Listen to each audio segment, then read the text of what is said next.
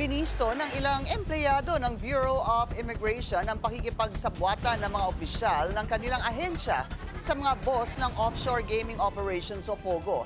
Ito daw ang dahilan kaya sila hindi nakukulong kapag nahuli at nakakalabas-pasok pa sa bansa tulad ni dating Bamban Mayor Alice Guo.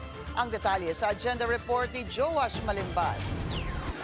The Bureau is controlled by POGO bosses. Ito ang malaking revelasyon ng ilang anonymous Bureau of Immigration employees sa isang liham na ipinadala kay Pangulong Bongbong Marcos noong June 2. Sa kopyang natanggap ng Billionaire News Channel, isinalaysay ng mga empleyado kung papaano umanong mabilis na napapalaya ang ilang dayuhan na sangkot sa POGO operations. Isa sa mga binanggit sa liham ang pinalayang 3 Chinese nationals sa pamamagitan ng isang bail order noong May 8 na kalaunay na pag-alamang POGO bosses pala. Ayon sa source, mga kliyente ang 3 Chinese nationals ng isang attorney Alfred Lau, fraternity brother umano ni BI Commissioner Joel Anthony Viado sa University of the Philippines. Ayon pa sa source, widely known fact sa ahensya na lahat ng POGO boss na nagiging kliyente ni Lau ay nabibigyan ng special treatment. Dahilan umano kung bakit ilang oras pa lang ay agad na nakalaya ang 3 Chinese nationals. Mariing pinabulaanan ng BI ang mga alegasyong ito at sinabing walang sapat na ebidensya laban sa 3 Chinese nationals na nadakip sa isang POGO raid sa Parañaque.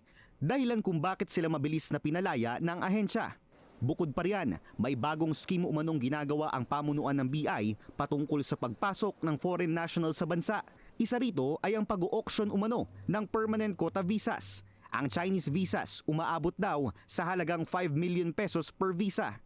Sa isa pang lumitaw na internal report ng BI, may isa pa raw sa buwatan sa loob ng ahensya kung saan may ilang dayuhan na iligal na pinapayagang lumabas ng bansa.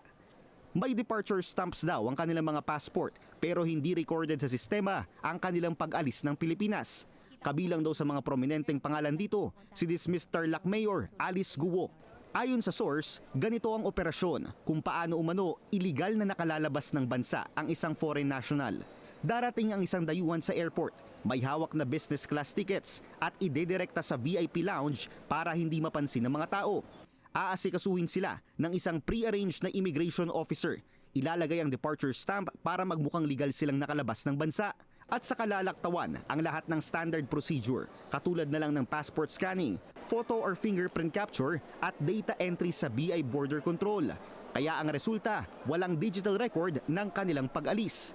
Sinubukan ng Billionaire News Channel na kunin ang pahayag ng BI at ng DOJ patungkol dito, pero hindi pa sila sumasagot. Pero pauna nang nagsabi si DOJ Secretary Boying Remulla na paiigtingin nila ang seguridad sa border control ng mga paliparan para maiwasan ang mga ganitong operasyon.